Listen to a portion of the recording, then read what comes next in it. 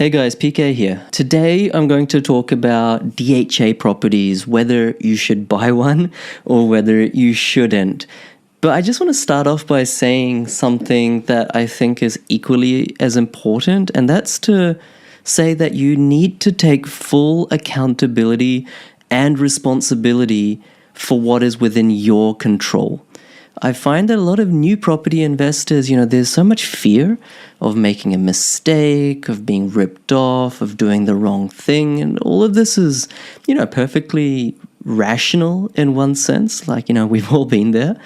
But I just wanted to say, you can take responsibility for the choices you make in life and for the actions you take. I find that if you just focus on the negatives of what could go wrong, you're just fueling your fears instead of focusing on the positives. Change is always scary. If you've never invested before and you're investing now, change is always scary because of the unknown and what's unfamiliar. But if you focus on the future and a new way of approaching your finances with positivity, keeping yourself stuck in the past doesn't help. If you focus with positivity, trying to overcome your fears, you'll be able to spot the opportunities and really take the reins on your future. So really try to put aside those nagging doubts. It's good to have doubts, but when those doubts have been satisfied, you really need to take the next step. Otherwise, those doubts come back and haunt you, and you'll never take the next step, and you'll never actually get ahead financially. That's speaking. I'm not a life coach or anything like that, but those are just my thoughts from my own experiences that I thought I'd share with you guys. In any case, like I said, today we'll be talking about Defence Housing Australia. Oftentimes you see ads, these properties, they seem to be awesome and they often attract investors with the appeal of, very high rental yields and cash flow. But the truth is that there's lots of drawbacks that investors don't realize until it's too late. So this goes through the pros and cons, and I hope you get a ton out of it. Welcome to the Oz Property Investment Mastery Podcast. My name's PK and I help busy people build passive income by buying top 5% growth and cash flow property and build a portfolio using data without wasting months doing research, spending weekends at inspection or catching flights, or dropping $10,000 to $20,000 on buyer's agents every single time. So if you're confused, lack confidence, and just overwhelmed with all the information and marketing misinformation available online and don't know where to start, then this show is for you. So what are the pros of DHA properties? DHA properties, they're in areas across Australia. A lot of them are actually in Queensland, New South Wales, Northern Territory, where you can, buy this property and, there is a lease on it to the military or to the defense ministry, you could say. And, oftentimes those leases are 5 years, 10-year leases with, good rents.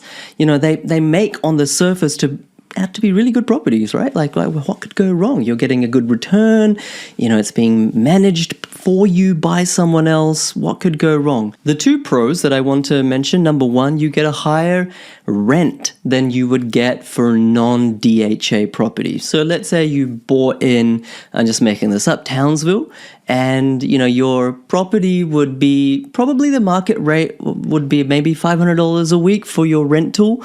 If it's a DHA property, you can get much, much higher rent. In fact, that 5%, 6% yield can go all the way up to 8%, 9%, sometimes even 10% yield. You're doubling your yield, right? And so on the face of it, it seems like, well, this is like a no-brainer. Why wouldn't I buy this property where I'm spending the same amount of money, but I'm getting double the cash flow, double the passive income? So that's obviously one of the positives, but to stick to the end, we'll go through all the what's and all. The second positive is that they, in other words, Defence Housing, they provide the maintenance for you, right? So let's say an air conditioning goes bust or there's some sort of plumbing issue or an electrical issue.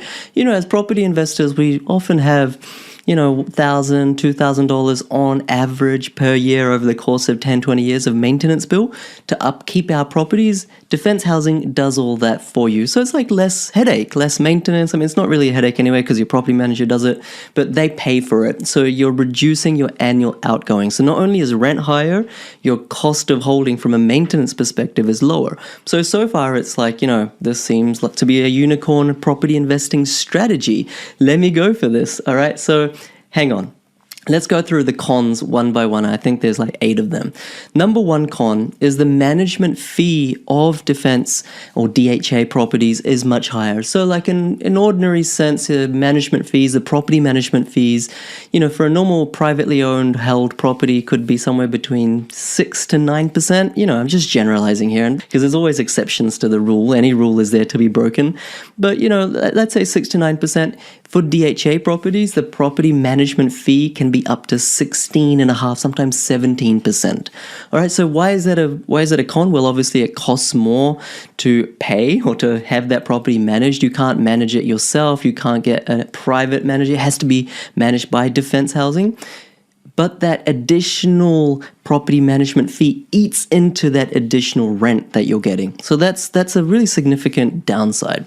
The second downside is that actually if you look at the lease terms between you and defense housing, they have stipulated in clauses that they can cancel the lease at any point in time, but you can't. All right, so let's say you've been baited by a 3-year lease, a 5-year lease, a 10-year lease, which, not uncommon for these types of properties. That's why a lot of, new novice property investors, newbie investors get kind of drawn towards these types of investment strategies like fireflies to the flame, because they seem really good on the face of it. Long lease, what could go wrong?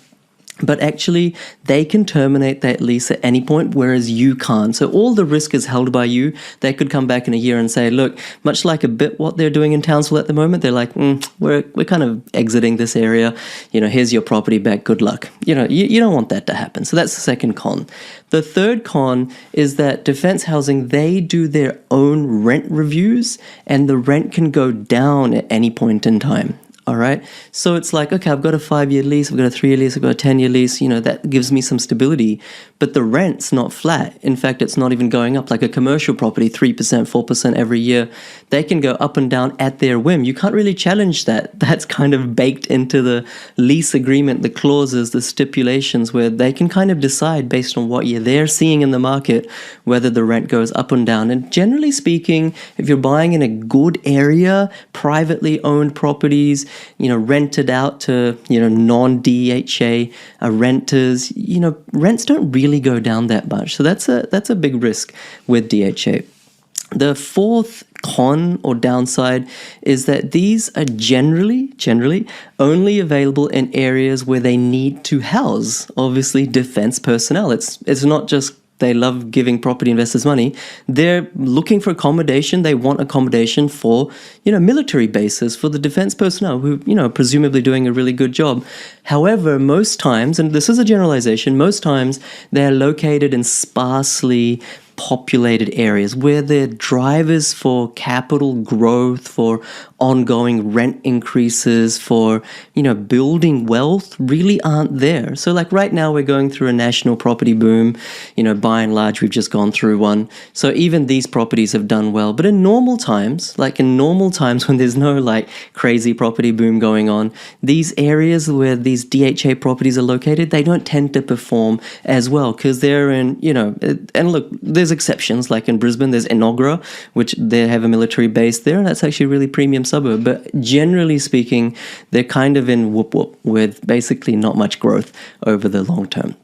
All right, the fifth downside is that it's an illiquid asset. And you know how I said before how the leases go for 3 years, 5 years, 10 years, something like that, and that the DHA, they can break the lease at any time, but you can't. So let's say they don't break the lease, but your financial circumstances change. Let's say for whatever reason, let's go extreme case, you lose your job, your wife, husband, partner, they lose their job as well, and you need to sell, they need to sell this property to get some of your funds back. You can't really do that very easily because no one wants to buy these, right? Only investors will buy DHA properties with an existing lease because an owner-occupier will want to move to live there, right? But you can't because there's already tenants in there for the next 5-10 years. So that means that the opportunity to sell that property goes from like 100% of the population down to about, let's say 10 to 30% of the population. About 30% of home buyers are investors, but those who are interested in DHA are like even a small subset of that. So it's really hard to sell this kind of asset once you're trapped into a lease, and that makes it illiquid and adds an additional layer of risk onto this property investing strategy. All right, I think that was number 5. Number 6 is that normally these types of properties are overpriced, okay? They're overcapitalized. And I mean, there's different reasons for that. Some that come to my mind is, because there's a long lease involved with that, oftentimes investors can get carried away and overpay for them, or the stipulated, value that the seller wants, that can be over-exaggerated as well because they're like, oh, you're getting this 10-year lease. Whereas the location, the land size, the property doesn't really value it. So they're oftentimes overvalued for what you get. And that's really not a good thing. In an area, you want to buy the typical type of property. You don't want to buy a hero property, right? You don't want to buy the best property on the worst street or something like that. You know what I mean? So yeah, that's another con to it. The last one that I'll go through is that these DHA properties are normally newer type of properties with lower land to asset ratios. Basically what this means is that if you have a newer type of property, normally when councils release or rezone land, they go from block sizes of 1,000 down to 800, or 800 square meters down to 607, or 607 down to 400, or 400 down to 300. New rezonings, new subdivisions, the land sizes or the allotments are normally smaller and smaller and smaller. And so therefore, when you buy a newer property, you're getting less and less of land. And it's the land that appreciates, not the building. So with this DHA type of properties, normally, just generalization, they normally have, a 4-bedroom house or, something like that, fully built out, but the land component is not very large. And so they don't appreciate as much as an established existing property with a larger land allotment. That's just property economics 101. I know a lot of people get sort of trapped with this whole concept of I should buy new because of easier to get a tenant, lower maintenance costs. I mean, those things are immaterial when you actually understand property economics more holistically. So those are 8 downsides. And I think to summarize, for me, and I think almost everyone that I talk to who's a seasoned property investor, they term DHA properties as lazy investments. Are they bad? No, I'm not here to say that they're bad investments. You can still make money off anything, really. Every strategy has its niche. Every strategy, suits different people, different strokes for different folks. But normally people who are looking to build a passive income long-term and want capital growth and positive cash flow, right? They want that combination and the ability to add value. If it's not now, maybe in the future, and they just want that predictability, right? That's not really the strategy for them. DHA is like a lazy investment. If you're really serious about property investment, you can do much better, a higher rate of return or cash on cash return on investment than DHA. If you're not really serious about property investing and you just want something that's super low risk, super low maintenance, I should say, not super low risk, super low maintenance, and you're like, I just need to park my money somewhere, then yeah, you might consider it. But I would also deeply get you to contemplate and implore you, don't forget the opportunity cost. And that's true for other things like NDIS, NRAS, all this stuff. I'll link right here to a video I've done, similar vein to NDIS properties. A lot of people, get enamored by the ads and what the companies say. The sales pitches are pretty alluring, I should say. But, you scratch underneath the surface and it's not quite all that.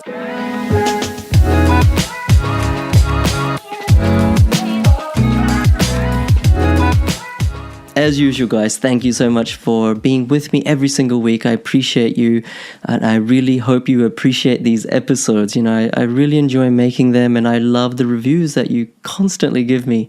The latest one that I'm seeing here is one of only few investment podcasts worth listening to. PK's podcast is one of the only that I actually listen to. The resource is so valuable, whether it's understanding the fundamentals of property investing or information about the current property market. Thank you. Thank you for everyone who's leaving a review on Spotify or Apple, iTunes. I really appreciate every single one of you. Thank you for being with me. I'll see you next time, and here's to taking the next step. Catch you later, guys. Bye.